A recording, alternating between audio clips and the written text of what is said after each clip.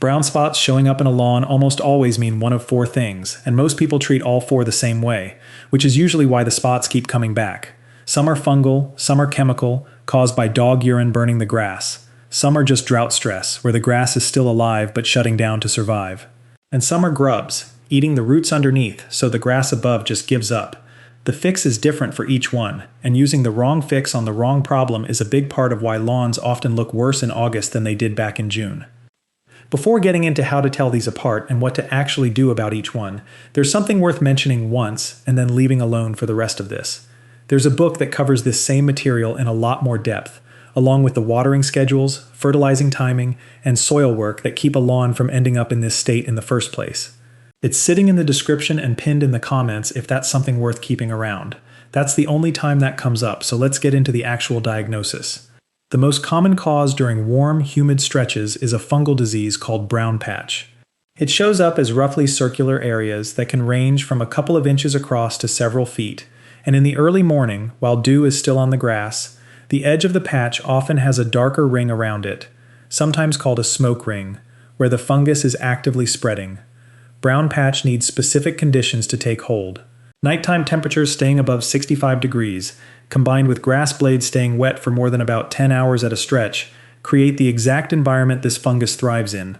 That's why it tends to show up after a run of muggy nights, especially if the lawn was watered in the evening or is sitting in a shady, poorly ventilated spot. Dog urine damage looks different once you know what to look for. The center of the spot turns brown or straw-colored, but there's usually a ring of grass around it that looks darker and greener than the rest of the lawn. That happens because urine is loaded with nitrogen and salts. In small doses, nitrogen acts like fertilizer, which explains the green ring, but when it's concentrated in one small area, it overwhelms the grass in the middle and burns it out. Drought stress shows up as more irregular, scattered patches rather than clean circles. The grass blades curl inward and feel dry and brittle instead of soft and pliable. A simple way to check is the footprint test. Walk across the lawn and look behind you. If the grass springs back up within a few seconds, it's got enough moisture. If your footprints stay pressed into the lawn, the grass has lost the water pressure inside its cells and is heading toward drought stress, even if it hasn't turned brown yet. Grubs are the odd one out because the damage starts underground before it ever shows on top. These are beetle larvae, usually Japanese beetles or June bugs in their earlier stage, living just under the surface and feeding on grass roots. Since the roots are gone, the grass has nothing anchoring it down, and the sod can be pulled back like a loose carpet. If a section of lawn lifts up easily, and there's little to no root system attached to the underside, grubs are almost always the reason. Grub damage often shows up in irregular patches too, but there's usually a second clue sitting right next to it. Skunks, raccoons, and birds dig through grub-infested lawns looking for an easy meal, so small holes or torn-up patches of turf next to a dead area are a strong sign that something is feeding underground, not just drying out on top. It also helps to know which grass type you're dealing with, since cool season grasses like fescue and bluegrass, and warm season grasses like Bermuda and zoysia don't fail the same way. Cool season grasses go dormant and brown out under heat stress as a survival response, and they'll usually green back up on their own once temperatures drop, even if the whole lawn looks dead in the middle of summer. Warm season grasses handle heat much better, but are far more sensitive to cold. So unexplained brown patches on a warm season lawn during the growing season point more strongly toward disease, grubs, or urine damage than toward simple heat dormancy. Shape is the first clue. Brown patch disease tends to form fairly round or oval patches with a defined edge, sometimes with that darker ring on the outside during humid mornings. Drought stress is messier and more spread out, without a clean border, and it usually shows up first on high spots, slopes, or areas near pavement where the soil dries out faster. The tug test settles the grub question. Grab a small clump of brown grass and pull. If it lifts away with almost no resistance and no roots holding it in place, grubs are underneath. If the grass resists and roots come up with it, the problem is happening above ground, not below. For dog urine, location tells the story more than shape does. These spots tend to be isolated, roughly circular, and located wherever the dog tends to go, often near a fence line or a favorite corner of the yard. The green ring around the dead center is the giveaway, since neither drought nor fungal disease produces that same two-toned pattern. Timing and weather narrow it down further. If the brown patches appear during or right after a heat wave with no rain, drought stress is the leading suspect. If they showed up during a humid, overcast stretch with warm nights, fungal disease moves to the top of the list. A soil moisture check with a screwdriver can help too. Push it into the ground near the damaged area. If it goes in easily, moisture isn't the issue. If it's hard to push through dry, compacted soil, the lawn is dealing with a genuine water shortage on top of whatever else is going on. One more check worth doing before settling on a diagnosis is a simple smell and texture test. Grub-damaged soil often feels spongy and loose, almost like walking on a mattress, because the root structure that normally holds it firm is gone. Fungal patches, by contrast, keep a fairly normal soil texture underneath, since the damage is happening to the grass blade and crown rather than the roots. Running through shape, the tug test, location, weather timing, and soil texture in that order will correctly sort almost every brown patch situation before a single product gets applied, which matters, because applying a fungicide to a drought problem or dumping extra water on a fungal outbreak just makes things worse.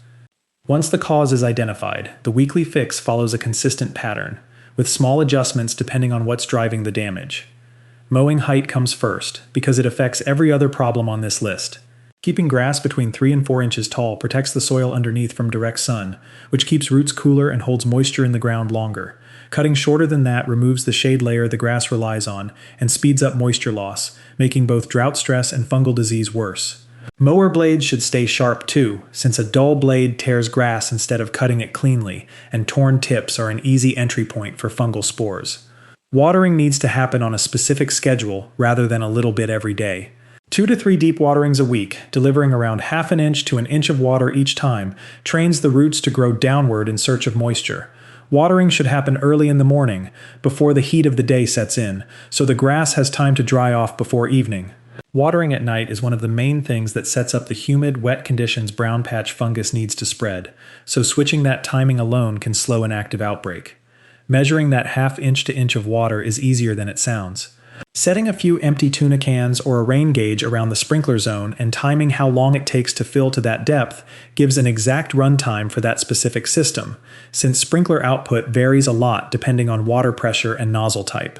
Once that runtime is known, the same schedule can be repeated every watering day without having to guess.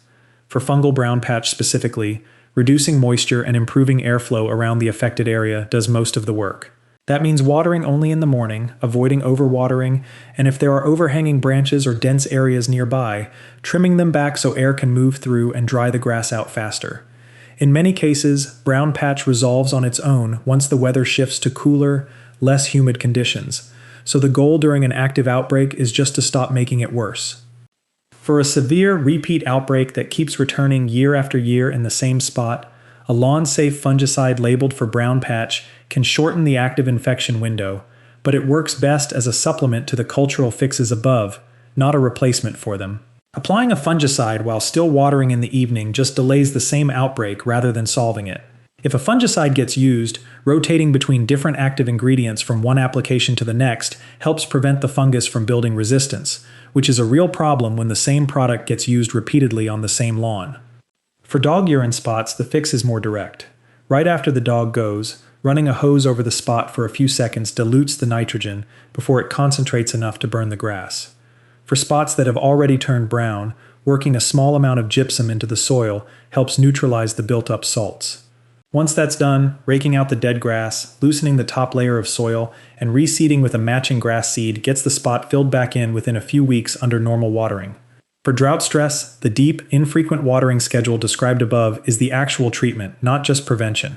Curled, dry blades usually straighten back out within a few days once the lawn gets consistent deep watering, since the grass was in survival mode rather than dead. Grub damage needs a different kind of attention, since watering and mowing changes won't fix root loss. If the tug test confirms grubs, treating the soil with an appropriate grub control product, and then reseeding the damaged patches is the only way that section recovers, since the existing grass has no roots left to regrow from. Timing matters with grub treatments too. Products aimed at killing grubs work best when applied while the larvae are small and actively feeding near the surface, which is usually mid to late summer, rather than later in the season once they've moved deeper into the soil to overwinter. A mistake worth calling out directly, since it's so common, is treating every brown patch with a fungicide as a first move. Fungicide does nothing for drought stress, nothing for dog urine damage, and nothing for grubs, and applying it out of habit wastes money, while the actual cause keeps spreading untreated. The 5 to 10 minutes it takes to walk through the shape check, the tug test, and the timing questions from Chapter 2 is time well spent before buying or applying anything. Long-term prevention overlaps a lot with the weekly routine, but a few extra habits make repeat outbreaks far less likely.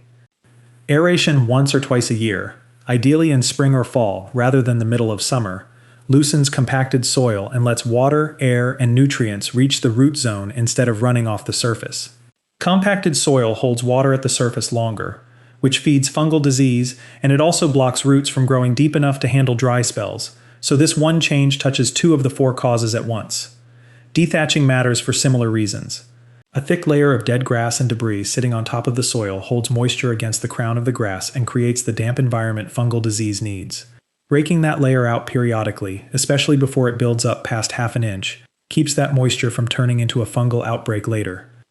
Fertilizer timing plays a bigger role than most people expect. Heavy nitrogen applications during the hottest part of summer push the grass into new growth right when it should be conserving energy just to survive the heat, and that extra nitrogen also happens to feed fungal disease. Saving the heavier feedings for early fall, when the grass is actively building roots for the next season, avoids stacking a fertilizer mistake on top of whatever else is already stressing the lawn. Foot traffic is a smaller factor but still worth managing during an active outbreak of any kind. Walking across a section of lawn that's already fighting a fungal infection or drought stress spreads fungal spores to healthy grass on your shoes and physically damages blades that are already weakened. Roping off or simply avoiding the affected section until it recovers keeps a contained problem from turning into a lawn-wide one. Soil testing once a year through a local extension office or a basic home kit rounds out the prevention list. Brown patch fungus and grub activity both tend to be worse in soil that's already out of balance, whether that's a pH that's too far from neutral or a soil that's compacted and low in organic matter. Knowing those numbers turns fertilizing and amending the soil into a targeted fix rather than a guess. Some damage heals on its own, and some doesn't. Drought stress and early fungal patches usually bounce back within 1 to 3 weeks once watering and mowing are corrected, since the grass plant itself is still alive underneath the brown blades. Dog urine spots and grub damage are different, because in both cases the living tissue in that exact spot is gone, whether that's the crown of the plant burned out by salts or the roots eaten away underground.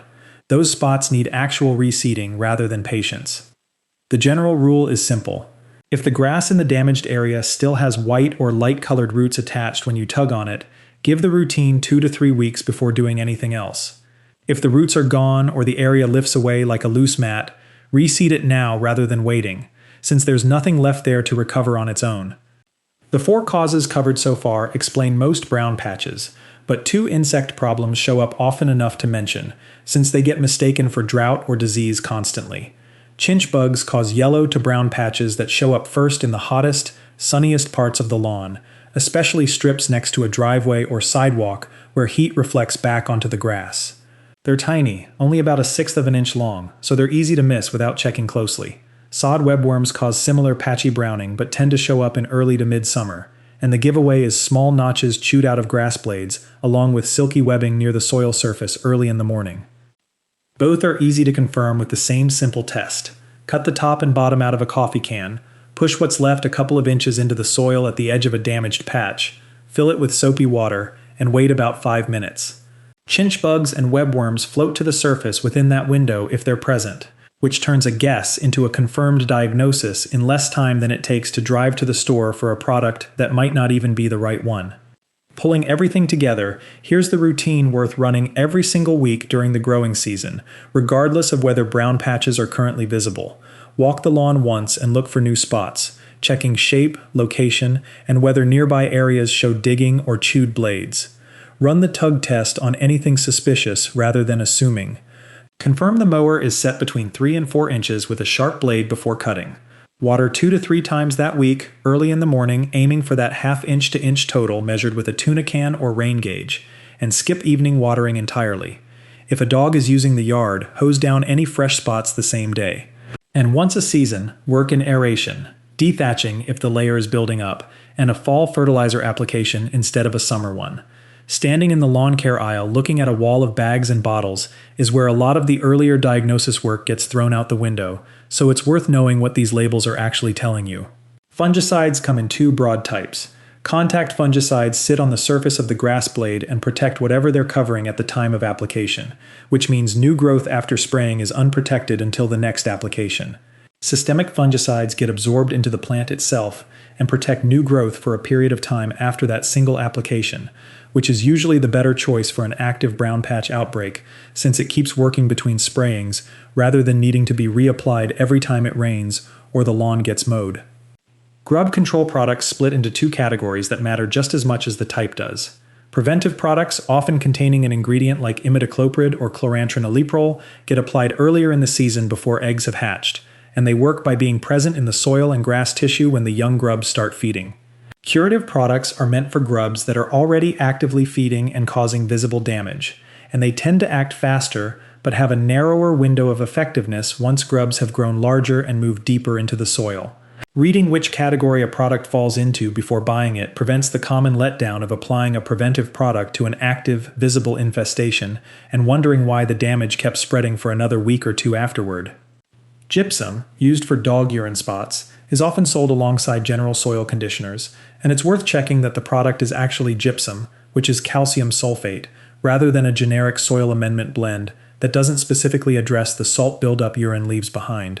Reading the active ingredient list rather than trusting the marketing on the front of the bag is the single habit that saves the most money and frustration in this entire process. Pulling the weekly routine into a broader yearly view helps explain why some tasks show up repeatedly while others only happen once or twice a year. Early spring is when the first fertilizer application of the year should happen, along with a pre-emergent treatment if crabgrass has been a recurring problem, and it's also a reasonable window for aeration if the ground isn't still too wet from winter thaw. Late spring is when any overseeding or grub prevention products should go down, since both need time to establish or take effect before the heat of summer arrives. Summer itself, from June through August, is mostly about maintenance rather than new treatments. This is the mowing height, watering schedule, and weekly diagnostic walk described earlier, with fungicide only entering the picture if an active outbreak is already spreading and cultural fixes alone aren't controlling it fast enough. Early fall is when the heavier fertilizer application belongs, along with aeration, dethatching, and any overseeding that summer heat made too risky to attempt. Late fall, once growth has mostly stopped for the season, is the window for a final light feeding on cool season lawns specifically, since that late season nitrogen gets stored in the roots over winter and shows up as a stronger, faster green-up the following spring. Having this laid out across a full year makes it clear that brown patches showing up in July aren't really a July problem. They're usually the visible result of a decision made in spring, whether that was mowing height, watering habits, or a fertilizer application that was timed wrong, so the weekly summer routine is doing damage control for choices that were already made months earlier. A few widely repeated pieces of lawn advice actually work against everything covered so far, and they're worth addressing directly since they show up constantly in casual advice from neighbors and old habits passed down without much scrutiny. The first is the belief that watering more is always safer than watering less. Overwatering a lawn that's actually dealing with fungal brown patch feeds the exact conditions that disease needs, and a lawn that's soggy at the surface but shallow-rooted underneath is often worse off than one that's slightly underwatered but has deep, well-established roots. More water is not a universal fix, and applying it without knowing the actual cause of a brown patch can accelerate the damage instead of solving it. The second myth is that brown grass is automatically dead grass. Cool season grasses in particular go dormant under heat or drought stress as a deliberate survival strategy, essentially shutting down above-ground growth to conserve resources below ground, and that dormant grass often looks identical to genuinely dead grass until watering resumes and it either greens back up within a couple of weeks or doesn't. Tearing out and reseeding a section that was simply dormant wastes time, money, and seed on a section that would have recovered on its own with patience and consistent watering. The third myth is that a single product application, whether that's a fungicide, a grub killer, or a fertilizer, is a one-time fix that solves the underlying issue permanently. Every treatment described in this video addresses a specific active problem, but none of them replace the ongoing mowing height, watering schedule, and seasonal maintenance that actually prevents these issues from returning. A lawn that gets a fungicide application but goes right back to evening watering afterward is simply buying a few weeks before the same outbreak returns.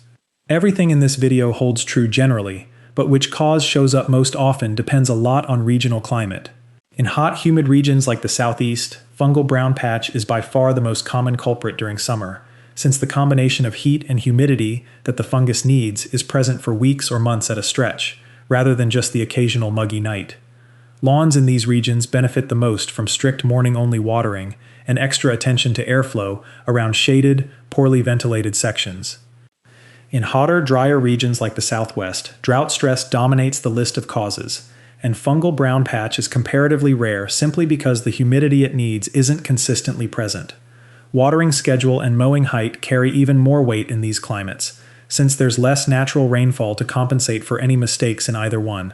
Transition zone regions, the middle band of the country where both cool and warm season grasses are grown side by side, tend to see the widest mix of all four causes, since summer heat is intense enough to stress cool season grass into dormancy, while still being humid enough to support fungal disease and drought stress within the same season, sometimes in the same lawn.